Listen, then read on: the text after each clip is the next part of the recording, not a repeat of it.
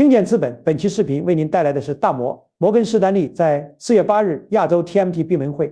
最近科技股市场动荡不小吧？这背后关税的影响可能比你想的还要深远。有分析认为，现在的情况跟2018年那次大跌有点像，但这次的关税问题让前景更添变数，甚至可能直接抹掉科技行业未来1年的盈利增长。别以为 AI 概念就能独善其身，数据中心建设成本上升，融资变难，甚至 AI 疲劳都可能给火热的投资泼冷水。潜在的消化风险不容忽视，更要警惕的是贸易摩擦升级可能引发的报复性措施，这绝非单行道。市场到底会跌多深？反转需要哪些信号？哪些领域相对抗跌？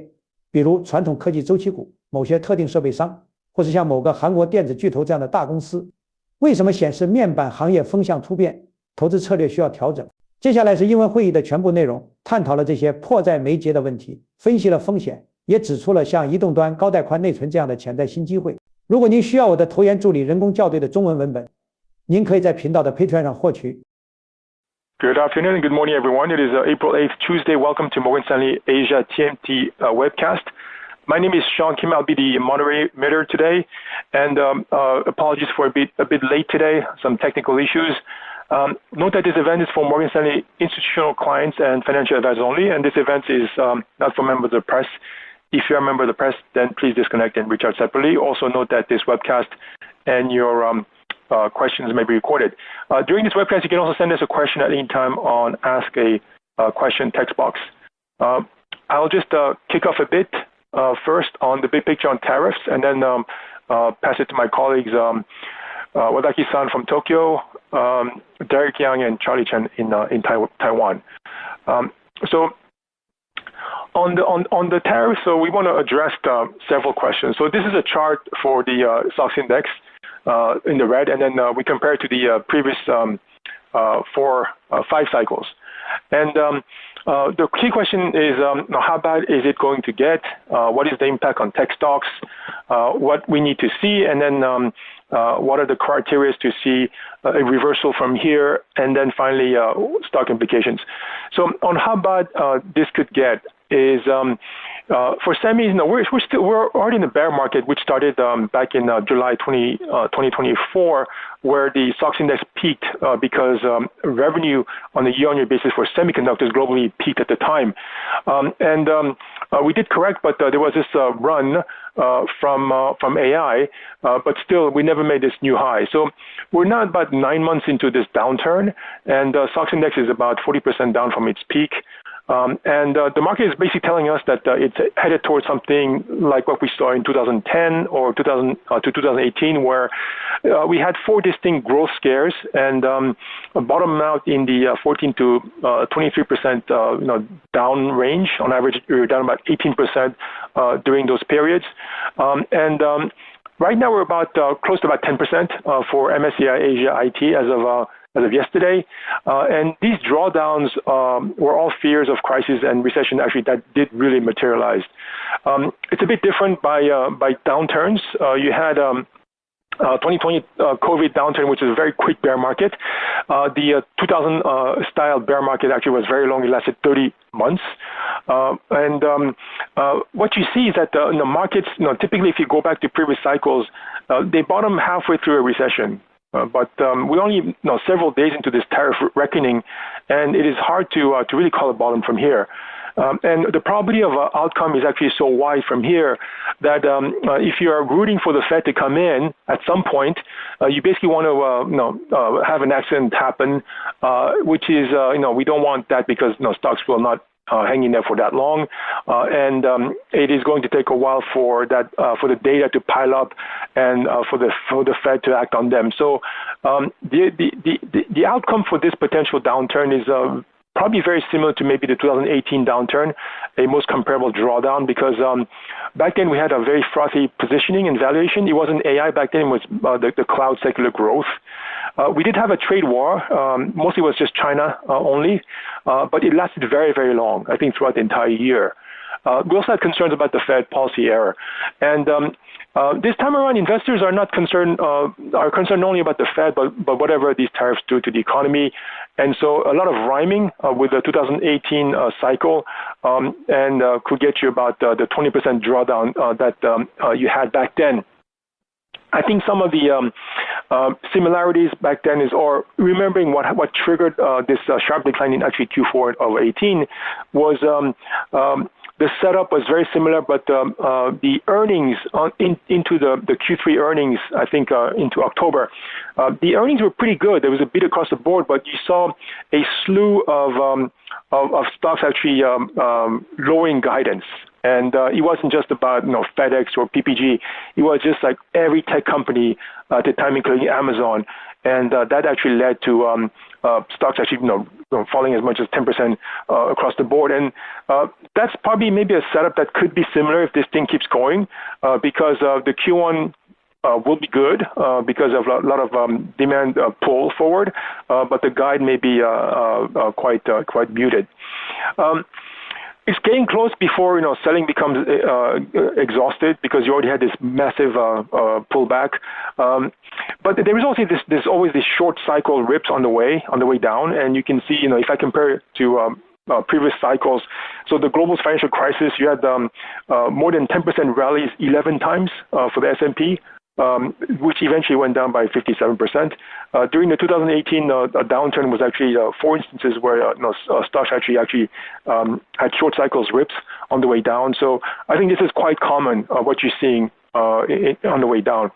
The next question is, what is the impact on tech stocks? So it's very simple. Because of tariffs and pricing that's going to be adjusted upwards and things being more expensive, inflation numbers, if those numbers are going higher, then it's going to impact the multiple. And a lower GDP growth number, which eventually is what happens eventually as economists are now all downgrading GDP numbers, takes down earnings as well. The earnings right now is actually lagging what the economists are forecasting, but that's typically what the impact on tech stocks is. So the market needs to be more confident on a better GDP number and a more benign inflation environment. But basically what this tariff seems to be doing, as long as it's ongoing, it seems like you're taking away a year's worth of earnings growth for tech, especially in the second half, and delaying that or into the following year. So that's the quantifying the downside for tech stock is basically those two things.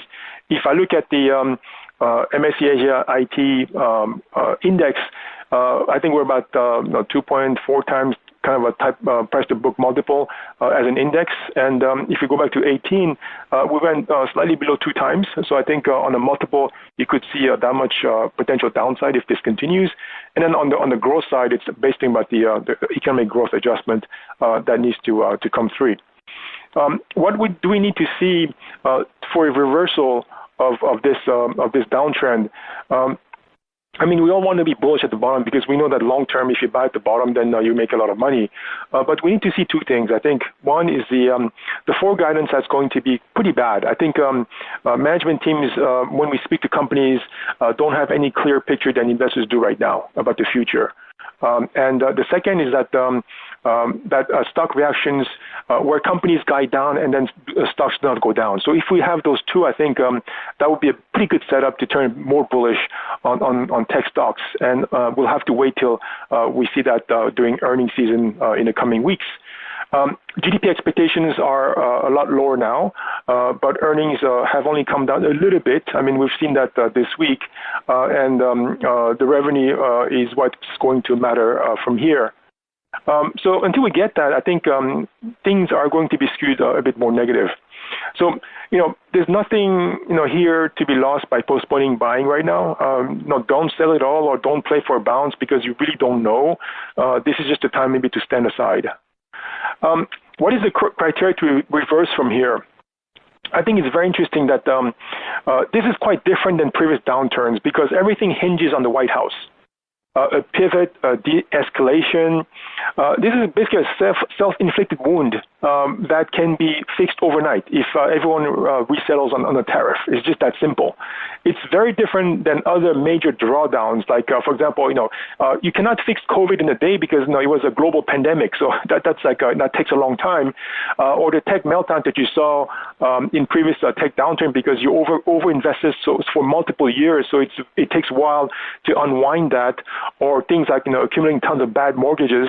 Those things take a lot of time to unwind. But this is very different because it's just one decision that actually can reverse all this. So, the risk here is actually threefold for tech stocks. The first one is that we have to see continuous aggressive behavior on tariffs that is going to be longer than the next month.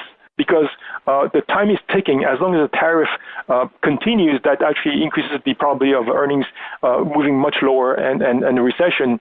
So that's the risk, the first risk. The second is that we need to see, if we see earnings starting to decelerate more dramatically, again, that's based on the former as well as GDP forecast. And then the third is that if we see some sort of uptick in inflation, that will actually impact the multiple. So these are the three risks that I see. On stock implications, tariff affect tech stocks in four ways. First, you have the stock market rotation. So technology stocks are unlikely to provide a safe haven. Leadership goes elsewhere, like healthcare or some areas that are more domestic, like internet. So you have that rotation already taking place. Second, the earnings and growth risk that's already that was flagged earlier. Third is that you have the geopolitical fallout. So this is not about just the White House imposing tariffs. There's a bigger risk on retaliatory measures. China could impose many non-tariff measures or barriers. We saw that many times in the past. Korea with defense issues, Japan autos with territorial disputes, and even the Australian agricultural goods that we saw with COVID origination issues are examples of that. So this is not the a one-way street. It's actually a two-way. And then you have that valuation that comes under pressure because of expectation of inflation and growth receding. So what is to like or dislike? So within tech, it's always about mean reversion. That's the norm in these drawdowns. So basically the market sells winners and then stocks that have beaten down a lot, that have priced a lot of the effect of these tariffs, like consumer discretionary. Some of these stocks are actually back to COVID lows. That's where you see outperformance. There is typically more concentration of stocks, so the market tends to avoid some of these mid-cap names, mid-cap stocks, and gravitate towards companies that are larger caps. Some companies will take share during recessions, as this is going to be very difficult to navigate, and we like companies that are going to generate a lot of cash. CapEx will be cut, assuming that this follow-through continues due to uncertainty on the future, and the cost will go up. That's going to eat away at margins. So I think you still have these three baskets within tech that I mentioned earlier in previous webcast. You have the traditional tech cycle basket, and you have the AI stocks, and then you have China. On the traditional tech cycle basket, I think that's probably a better place to be right now because as we go back to this chart, we're like in the ninth month of downturn, and typically the duration of a cyclical downturn for tech is about 11 months of underperformance, and then after that we have range-bound trading. So you could say that in terms of duration, over the next couple of months, you might go to this, level where, kind of like the zip code area of where stocks tend to bottom out. So that's one thing that's likable for traditional tech. Whereas if you go to AI, I think not only there was an AI fatigue all year on year 3 of this AI trade, but now tariffs actually have a meaningful impact on data center build-outs, and it does slow down the expansion in a number of ways. So there are 4 ways that happens. So one is that it makes tech equipment more expensive to build data centers, such as you have data processing machine parts, imports from China, Taiwan, Vietnam, Mexico to the U.S. And that was about $200 billion last year. It was a big amount. I think probably this year is close to maybe $300 billion worth of purchases of machine parts. The materials such as aluminum and steel are moving higher on tariffs, as well as the cost of even AI servers. We don't know the details. We know that semis are not including for the time being, but if you are putting a semi into an AI server that's built in I don't know, Taiwan or Mexico, that piece of end product becomes more expensive. So that's one. Second is that the data center guys, the hyperscaler guys, are GDP dependent for their revenues. The cloud revenues are highly correlated with GDP. So if you have a situation where GDP starts to roll down, then it does put pressure on the ability to actually continue with these massive CapEx plans. So that's the main risk. There is also this financing angle that's really important because if trade uncertainty tightens credit markets, which we're seeing hints right now that credit markets are seeing spreads actually tighten a bit more recently, it hurts all those funding consortiums' ability to source debt financing because these are mega projects. To build a energy power and all these buildings to put all these AI servers, this financing is what this growth relies on, and it could be forced to scale down or delay building data centers. For example, we saw in some non-tech related instances this week where some of these very large project financing for malls actually have been delayed because of this uncertainty. So that's something that could scale down or delay some of these builds. So there is a digestion risk that's at play and can slow down this AI boom itself. It doesn't negate the fact that AI's demand is exploding, but just like cloud did in 2018, you could have this digestion take place, and we know that cloud today is actually massive. So that's something that kind of rhymes with 2018. Lastly, for myself specific, my topic is Samsung Electronics. It can withstand a macro slowdown. It is priced at trough multiples at 0.9 times, below book.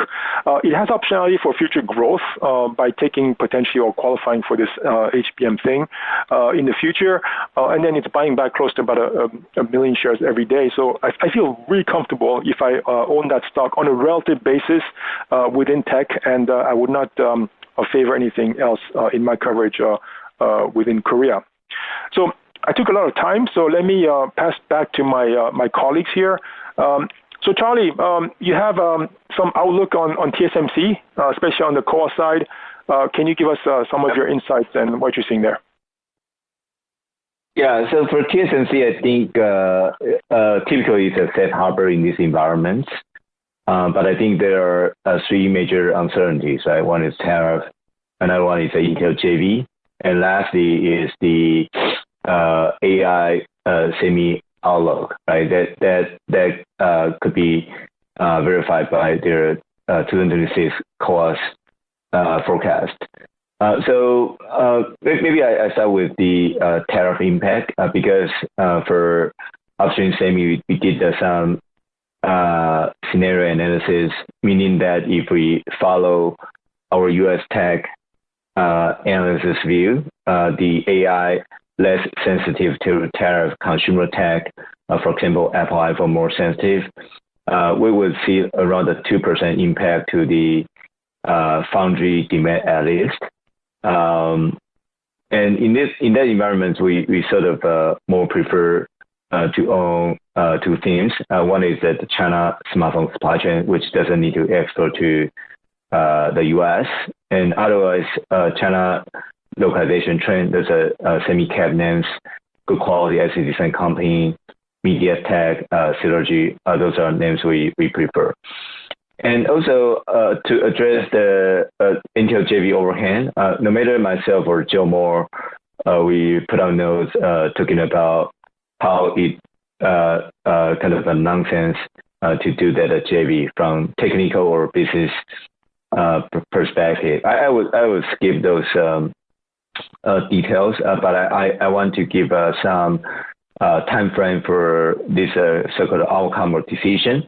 So TSMC, they sort of said that they have no interest, but I urge them to speak loud about their stance on April 17th, because today I think most of investors still think it will tie to the tariff situation. And secondly, is more kind of a decision by U.S. administration. instead of TSMC. So we'll see in 10 days. And lastly, the AI demand outlook for 2026. I think in general, people are looking for like 30% to 50% Y-on-Y growth, right, for the co-op consumption next year. But this morning, we combining our checks with equipment vendors and those key customers, for example, NVIDIA's supply chain. We see very limited visibility, unfortunately. So next year, we're budgeting around 30% Y-on-Y growth for the co-op consumption. NVIDIA slightly better than 30% because they have some like GB10 or there's a Windows on ARM new products. But from this table, you can see that some accounts will be undergrowing. For example, Marvell and also AMD, right? So I think they are losing market share. And L-chip, MediaTek, because of the share gain at AWS and Google, probably they can outgrow the entire group.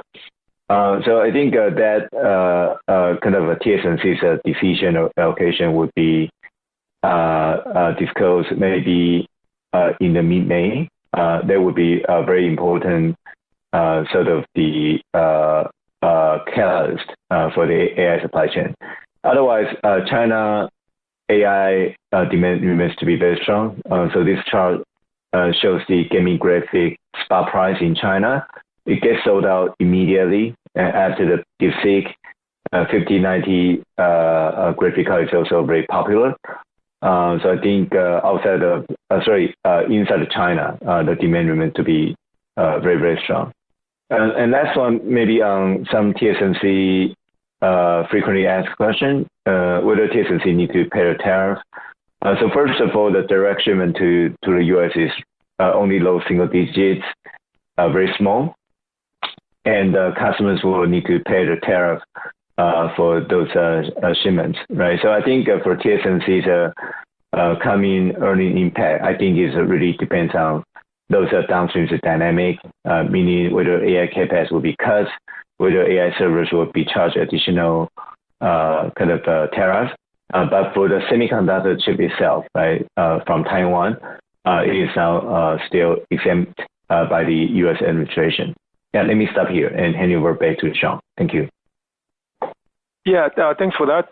Let's maybe switch to a positive note. So Wadaki-san, you are talking about the memory that's embedded into the smartphone, edge AI, this mobile HBM. Can you give us some insight on that opportunity? Hi, good morning. I'm Wadaki. I cover Japanese SP sector. I published a basic report of mobile HBM 2nd of April. But unfortunately, everyone was interested in tariffs, so my report almost be forgotten. So theme is mobile HBM related with this year's biggest high-tech sector themes. New iPhones packages. Based on the public comment by memory maker, such a mobile HBM will come 2028 or 2027. CapEx will start 2026. But based on my check, Apple will likely to use new mobile DRAMs from iPhone 18, and this feature is higher speed and higher bandwidth. And some of the memory maker already got the contract with from Apple. So we think meaningful big level of CapEx will start from second half of this year. So I push on related company. We think supply chain looks like similar as a current HBM. So I push on Tokyo Seimits, Disco, and so on. This is Apple's new iPhones package structure. Apple will change their application processor packages since 10 years ago. Info will change to very high multi-chip module. And this structure are called as COWR, chip-on wafer RDL, and the structure is a dual layer of RDL. First layer have electronic components, and the second layer have a DRAM and application processors. And this is how to make these packages. Today, I don't have enough time, so I will skip it. But every package changes will bring the business opportunity to this scope. This is a VCS comes from Samsung's website. It will not use TSV. Will use 500 of kappa pillar or kappa vertical wire bonding to connect with upper and lower DRAMs. And this have a whole layers. And this is vertical fan-out memory. It comes from Hynix's website.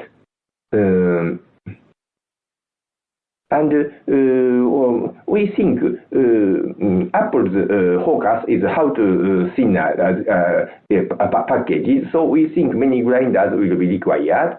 And Disco said super high-end grinder will be used. Unit price is 300 million yen. And we think a new tester will be required. Molding equipment possibly to be required, but unclear. And I made several assumptions, and based on this assumption, every 10% of the penetration by this mobile DRAM, 150 kWh per month capacity will be required. So penetration becomes 20%.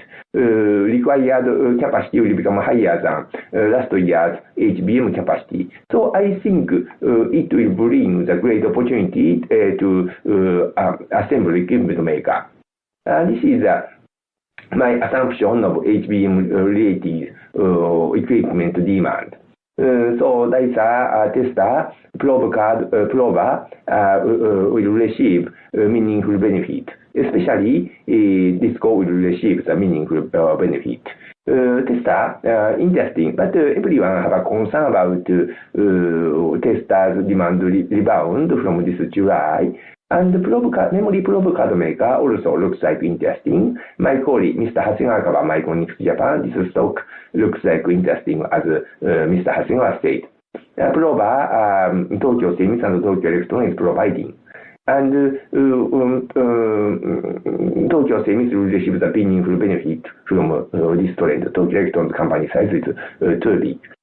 So I think Disco back-end equipment, assembly equipment companies recovery are almost promised. So I think this company looks like interesting. That's all. Thank you.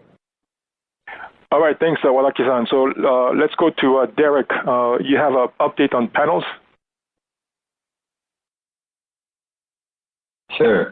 Thanks, Sean. Good morning, everyone. So as Sean just mentioned, we have an update on the display sector, and we turn more conservative from here, since our check indicates that the effect of the trading program in China is fading, since that the program has been around for almost 3 quarters, and there are new items being added to the program, which will crowd out the budget for TVs. Also, the earlier pull-in of TV panels since late last year seems to soften the seasonal demand in the coming 2 quarters. So we now expect the TV panel shipment to be down by mid-single-digit QOQ in 2Q and 3Q versus the normal seasonality of around 3% QOQ for both quarters. And lastly, this tariff could add more macro uncertainties to overall demand in the coming few quarters. So putting all these dynamics together, we believe that the bargaining power is shifting away from panel makers. So we expect the TV panel prices to peak in the near term. And the April panel price outlook released by Wizview overnight supports our view. As we can see that the TV panel prices for all major sizes were expected to stay flat MOM in April. And looking ahead, we think that TV panel price might start to trend down from 3Q. Although we believe that the supply chain discipline or the supply side discipline at major panel makers should prevent a significant panel price drop, even in the case of softer demand. So at the stock level, we turn more conservative on most of the panel names in the region, including AUO, Innolux in Taiwan, and also LG Display covered by Sean in Korea, because of this softening panel price outlook. And we only have a relative preference for POE because of its scale advantage, more diversified revenue and technology mix, and also relatively cheap variation versus its mid-cycle average. And also maybe a little bit on the tariff side. For tariff, for downstream companies, I think we may see this from three different stages of impact. So I think the first impact could be on the assemblers, or the brands, as they will need to bring their product physically across the U.S. border. So they will need to pay the tariff right away unless they ship the product from a specific region like Mexico. And then the next stage is that the assemblers or brands will negotiate or determine how much of the incremental cost will be passed on to the end users and how much will be absorbed by the supply chain. So I think the next step is that they will come back to the component suppliers to ask for cost sharing. And we believe that who will take how much should depend on the competitive landscape of each component and also the bargaining power of each supplier. And lastly, if some of the cost is passed on to the end users or consumers, which we think is likely to happen, then there could be some negative impact on the end demand, which will again impact everyone. And so right now we are more like in the first stage, but we will closely monitor the development out there. And in the near term, in my coverage, Acton, BizLink, Kingslide are still seeing the fundamentals holding up pretty well, as their March revenues are all reaching a record high. And so that's all from me for this week. Let me pass it back to Sean. Yes, thanks, Derek. So I think we have a question, just one question time because we're over time. Charlie, if you're still there, the question is, can we expect TSMC CapEx to grow in line with the sales in the future? How will the large U.S. CapEx play out in your view? Charlie, are you still there? Okay, I think he just went over time. So I think in the interest of time, we're past the half hour, so we'll just end it here. We'll send back the answers via email for all the questions that came on stream. Join us again next week at 11 a.m. Hong Kong time. We have another important update for you. I think it's probably going to be related to tariffs. And we look forward to having you again, and thank you very much for joining us today.